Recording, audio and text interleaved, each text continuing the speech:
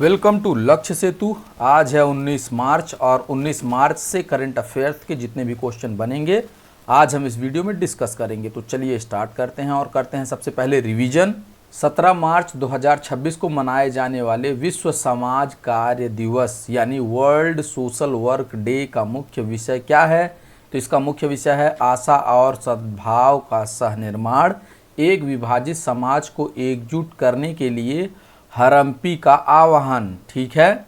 Asia के सबसे बड़े ट्यूलिप उद्यान के रूप में प्रसिद्ध Indira Gandhi memorial tulip garden कहाँ स्थित है, जिसका उद्घाटन हाल ही में वसंत पर्यटन सीजन की शुरुआत के लिए किया गया है? तो इसका आंसर हो जाएगा श्रीनगर।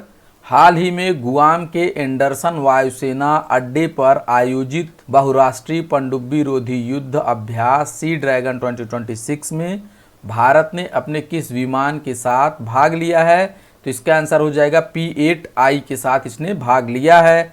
हाल ही में होर्मुज जलडमरू मध्य में तनाव के कारण चर्चा में रहा फोर्स मेज्योर शब्द का शाब्दिक अर्थ क्या है? तो इसका आंसर हो जाएगा सर्वोच्च शक्ति। किस वैश्विक परिधान ब्रांड ने मार्च 2026 में भारतीय तेज गेंदबाज जसप्रीत बुमराह को भारत के लिए अपना नया ब्रांड एम्बेसडर नियुक्त किया है? तो इसका आंसर हो जाएगा यूनिक्लो। ठीक है। ATMA यानी टायर निर्माताओं का संगठन के नए अध्यक्ष कौन बने हैं? तो इसका आंसर हो जाएगा अरुण मम्मन। ठीक है। एनिमेटेड लघु फिल्म चिम्मी ने किस अंतर्राष्ट्रीय महोत्सव में सर्वश्रेष्ठ निर्देशक का पुरस्कार जीता है? तो इसका आंसर हो जाएगा न्यूयॉर्क लघु एनिमेशन महोत्सव। ठीक है। वैज्ञानिकों ने हाल ही में L9859D नामक एक नए उपग्रह की खोज की है जो किस अवस्था में मौजूद है? तो ये पूरी तरह पिघला हुआ मैग्मा महासागर के रूप में स्थित है। ठीक है। हिचिंसन गिलफोर्ड प्रोजेरिया सिंड्रोम, जिसे प्रोजेरिया कहा जाता है, शरीर के किस हिस्से में होने वाले आनुवांशिक बदलाव के कारण होता है? तो इसका आंसर हो जाएगा ये जो है लामिन ए जीन में उत्परिवर्तन के कारण होता है। ठीक है। हाल ही में तेलंगाना में मंची रेवुला के 2 प्राचीन पेट्रोग्लिफ्स की खोज हुई है। पेट्रोग्लिफ का सही अर्थ क्या है? तो चट्टान की सतह को कुरेद कर या तराश कर बनाई गई आकृति इसका अर्थ है। ठीक है। हाल ही में पश्चिम बंगाल की रूपनारायण नदी में मछली की एक नई प्रजाति खोजी गई है जिसका नाम बुटिस बरक भीमे है। ठीक है। हाल ही में केरल के साइलेंट वैली नेशनल पार्क में केकड़े की नई प्रजाति वेला कार्ली में कौन सी दुर्लभ घटना देखी गई है? तो इसमें नर और मादा दोनों के लक्षण पाए गए हैं। ठीक है। तो ये तो था कल का रिवीजन। अगर वीडियो आप लोगों को अच्छी लग रही हो तो वीडियो को लाइक शेयर सब्सक्राइब जरूर करें और वीडियो को पूरा देखें। तो चलिए आगे बढ़ते हैं और देखते हैं आज का पहला क्वेश्चन। भारत में आयुध कारखाना दिवस यानी ऑर्डिनेंस फैक्ट्री डे हर साल किस तारीख को मनाया जाता है? तो 18 मार्च को हर साल आयुध कारखाना दिवस मनाया जाता है। यह दिन 18 मार्च 1802 को कोलकाता के कोसीपोर में भारत की पहली आयुध फैक्ट्री में उत्पादन शुरू होने की याद में मनाया जाता है। ठीक है। भारतीय आयुध कारखाने सेना के लिए राइफल, टैंक, गोला बारूद और अन्य सैन्य उपकरणों का निर्माण करते हैं। साल 2021 में आयुध कारखाना बोर्ड का पुनर्गठन करके इसे 7 नई रक्षा सार्वजनिक क्षेत्र की कंपनियों में विभाजित किया गया है। ठीक है। तो नेक्स्ट क्वेश्चन है, नई दिल्ली में आयोजित भारत जनजाति महोत्सव 2026 का मुख्य आयोजक कौन सा संगठन है? तो इसका आंसर हो जाएगा ट्राइफेड। ट्राइफेड जो है इसका मुख्य आयोजक है। ट्राइफेड का मतलब है tribal cooperative marketing development federation of India. इसका इस्टेब्लिशमेंट जो है 1987 में हुआ था। ठीक है। इस महोत्सव का आयोजन जनजातीय मामलों के मंत्रालय के सहयोग से ट्राइफेड द्वारा 18 से 30 मार्च 2026 तक दिल्ली की सुंदर नर्सरी में किया जा रहा है। ठीक है। किस नर्सरी में किया जा रहा है? तो सुंदर नर्सरी में से किया जा रहा है। इसमें देश भर के 200 से अधिक स्टॉल और 310 कुशल कारीगर भाग ले रहे हैं जो आदिवासी हस्तशिल्प और फॉरेस्ट टू प्लेट व्यंजनों का प्रदर्शन करेंगे। ठीक है। इस वर्ष का मुख्य आकर्षण राइसा पहल है। राइसा का क्या मतलब है? यह जो है एक पारंपरिक आदिवासी वस्त्र पहनावा है। ठीक है, जो आदिवासी वस्त्रों को आधुनिक वैश्विक फैशन और बड़े डिजाइनरों के साथ जोड़ने का काम करती है। महोत्सव के दौरान भारत जनजाति व्यापार सम्मेलन भी होगा, जहां नीति निर्माता और उद्यमी मिलकर आदिवासी व्यापार को बढ़ाने पर चर्चा करेंगे। तो नेक्स्ट क्वेश्चन है, सुप्रीम कोर्ट के हालिया फैसले के बाद गोद लेने वाली माताओं को अब कितने सप्ताह का मातृत्व अवकाश मिलेगा? तो इसका आंसर हो जाएगा 12 सप्ताह के लिए जो है मातृत्व अवकाश मिलेगा। सुप्रीम कोर्ट ने सामाजिक सुरक्षा संहिता 2020 की उस शर्त को रद्द कर दिया है जिसमें केवल 3 महीने से कम उम्र के बच्चों को गोद लेने पर छुट्टी मिलती थी। ठीक है, अब सभी दत्तक माताएं 12 सप्ताह की छुट्टी की हकदार होंगी, चाहे गोद लेने के समय बच्चे की उम्र कुछ भी हो। ठीक है, वो 14 साल, 5 साल, 10 साल, 12 साल, 3 साल, 1 साल कुछ भी हो सकती है। ठीक है, कोर्ट ने माना कि बच्चे की उम्र के आधार पर भेदभाव करना समानता के अधिकार यानी अनुच्छेद 14 का उल्लंघन है। ठीक है, साथ ही अदालत ने सरकार को पितृत्व अवकाश शुरू करने पर भी विचार करने का सुझाव दिया है ताकि पालन पोषण में पिता की भूमिका बढ़ सके। ठीक है, तो नेक्स्ट क्वेश्चन है, भारत के सर्वोच्च न्यायालय ने किस ऐतिहासिक मामले में ट्रांसजेंडर व्यक्तियों को तीसरे लिंग के रूप में मान्यता दी और स्वपहचान के अधिकार को स्वीकार किया था? ठीक है, तो इसका आंसर हो जाएगा NALSA यानी नेशनल लीगल सर्विसेज अथॉरिटी बनाम भारत संघ 2014 का केस जो है। ठीक है, वर्ष 2014 के NALSA फैसले में कोर्ट ने कहा था कि अपनी लैंगिक पहचान चुनना व्यक्ति का निजी अधिकार है। नए संशोधन विधेयक 2026 में इस स्व पहचान के अधिकार को खत्म करने और मेडिकल बोर्ड द्वारा प्रमाणन अनिवार्य करने का प्रस्ताव है। ठीक है, विधेयक में ट्रांसजेंडर व्यक्तियों के खिलाफ हिंसा या जबरन पहचान थोपने पर 10 साल से लेकर आजीवन कारावास तक की कड़ी सजा का प्रावधान किया गया है।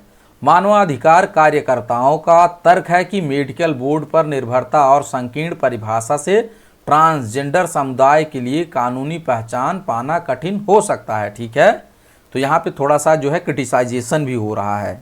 तो नेक्स्ट क्वेश्चन है, जनजातीय होमस्टे क्षमता निर्माण कार्यक्रम 2026 किस संगठन द्वारा शुरू किया गया है? तो इसका आंसर हो जाएगा ITDC। ठीक है, Indian tourism development corporation limited के द्वारा जो है इस कार्यक्रम को शुरू किया गया है। भारतीय पर्यटन विकास निगम यानी ITDC ने जनजातीय मामलों के मंत्रालय के साथ मिलकर नई दिल्ली में इस कार्यक्रम की शुरुआत की है। इसका मुख्य उद्देश्य आदिवासी होमस्टे मालिकों को आतिथ्य स्वच्छता और भोजन प्रबंधन का प्रशिक्षण देकर उनके कौशल को बढ़ाना है। ठीक है, पहले बैच में अरुणाचल प्रदेश, सिक्किम और गुजरात के 4 प्रतिभागियों को IHM अशोक संस्था द्वारा ट्रेनिंग दी जाएगी। ठीक है, 1966 में स्थापित ITDC इस पहल के जरिए जनजातीय संस्कृति को मुख्य धारा के पर्यटन से जोड़कर स्थानीय आय बढ़ाना चाहता है। तो नेक्स्ट क्वेश्चन है, दक्षिण पूर्व एशिया का सबसे बड़ा हिंदू मंदिर परिसर प्रम्बानन किस देश में स्थित है जिसके जीर्णोद्धार के लिए भारत ने सहयोग की घोषणा की है? तो इसका आंसर हो जाएगा इंडोनेशिया। ठीक है, प्रम्बानन जो है इंडोनेशिया में स्थित है। प्रम्बानन मंदिर इंडोनेशिया के जावा द्वीप पर स्थित है और इसे 9वीं शताब्दी में संजय राजवंश द्वारा बनाया गया था। यह विशाल मंदिर हिंदू त्रिमूर्ति यानी शिव, विष्णु और ब्रह्मा जी को समर्पित है और 1991 से यूनेस्को विश्व धरोहर स्थल भी ये बन गया है। ठीक है, इसकी वास्तुकला में भारत की पल्लव शैली का प्रभाव दिखता है और इसके मुख्य शिव मंदिर की ऊंचाई लगभग 47 मीटर है। भारत और इंडोनेशिया की यह संयुक्त पहल दोनों देशों के बीच पुराने सभ्यतागत और सांस्कृतिक संबंधों को मजबूत करती है। तो नेक्स्ट क्वेश्चन है, राष्ट्रीय पैरा एथलेटिक्स चैंपियनशिप 2026 का आयोजन किस शहर के कलिंगा स्टेडियम में किया जा रहा है? तो इसका आंसर हो जाएगा भुवनेश्वर। ठीक है, भुवनेश्वर जो कि ओडिशा में स्थित है, वहां पे जो है इसका आयोजन किया जा रहा है। यह चैंपियनशिप 19 से 21 मार्च 2026 तक चलेगी, जिसमें 28 राज्यों के लगभग 1460 एथलीट्स हिस्सा ले रहे हैं। ठीक है, इसमें पैरालंपिक स्वर्ण पदक विजेता सुमित एंटिल और मरियप्पन थंगावेलु जैसे दिग्गज खिलाड़ी भी शामिल होंगे। इस प्रतियोगिता का मुख्य उद्देश्य जापान में होने वाले एशियाई पैरा गेम्स 2026 के लिए भारतीय खिलाड़ियों का चयन करना है। ठीक है, वर्तमान चैंपियन हरियाणा सबसे बड़े दल के साथ भाग ले रहा है, जबकि मेजबान ओडिशा का नेतृत्व राष्ट्रीय रिकॉर्ड धारक सुचित्रा परिदा करेंगी।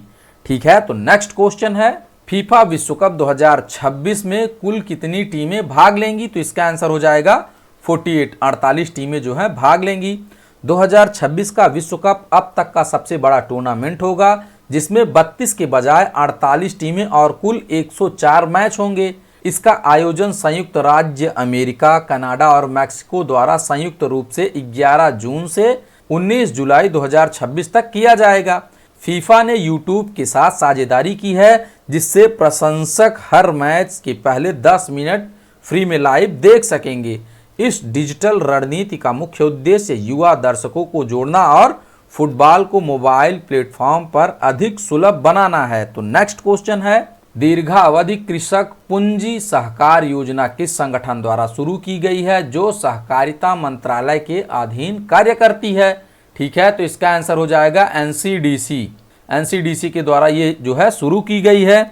और एनसीडीसी का मतलब क्या है? National cooperative development corporation. ठीक है, राष्ट्रीय सहकारी विकास निगम ने सहकारी समितियों को खेती और उससे जुड़े कामों के लिए लंबे समय का ऋण देने हेतु यह योजना शुरू की है। इस योजना का लाभ उन समितियों को मिलेगा जो कम से कम 3 साल से काम कर रही हैं और पिछले 2 साल से लगातार मुनाफे में हैं। ठीक है, एनसीडीसी की स्थापना 1963 में हुई थी, जो अब 2021 में बने नए सहकारिता मंत्रालय के अंतर्गत महत्वपूर्ण भूमिका निभा रहा है। ठीक है, यदि कोई समिति ऋण नहीं चुका पाती है तो सरफेसी अधिनियम 2002 जैसे कानूनी नियमों के तहत वसूली की सख्त प्रक्रिया अपनाई जाएगी। ठीक है, तो नेक्स्ट क्वेश्चन है, हाल ही में जर्मनी के न्यूयॉर्क नार्ड में निएंडरथल मानवों से संबंधित किस गतिविधि के 125,000 साल पुराने साक्ष्य मिले हैं? तो इसका आंसर हो जाएगा हड्डियों से व्यवस्थित रूप से वसा निकालने का प्रमाण जो है यहाँ से मिला है। पुरातत्वविदों को जर्मनी में एक ऐसा स्थल मिला है जहां निएंडरथल हड्डियों को तोड़कर और गर्म करके उनसे चर्बी निकालते थे। ठीक है, यह प्रक्रिया किसी कारखाने की तरह व्यवस्थित थी, जो निएंडरथल की उन्नत सोच और योजना बनाने की क्षमता को दर्शाती है। उनके जीवित रहने के लिए वसा एक महत्वपूर्ण आहार था, क्योंकि वे पोषण संतुलन बनाए रखने के लिए केवल मांस पर निर्भर नहीं थे। ठीक है, यह खोज साबित करती है कि निएंडरथल पहले की धारणा से कहीं अधिक बुद्धिमान और अपने पर्यावरण का प्रबंधन करने में सक्षम थे। ठीक है, तो नेक्स्ट क्वेश्चन है, हाल ही में ओक्लाहोमा यूएसए में मिली 289 मिलियन वर्ष पुरानी सरीसृप की त्वचा का जीवाश्म किस प्राचीन काल से संबंधित है? तो इसका आंसर हो जाएगा पर्मियन काल से। ठीक है, पर्मियन काल से ये संबंधित है।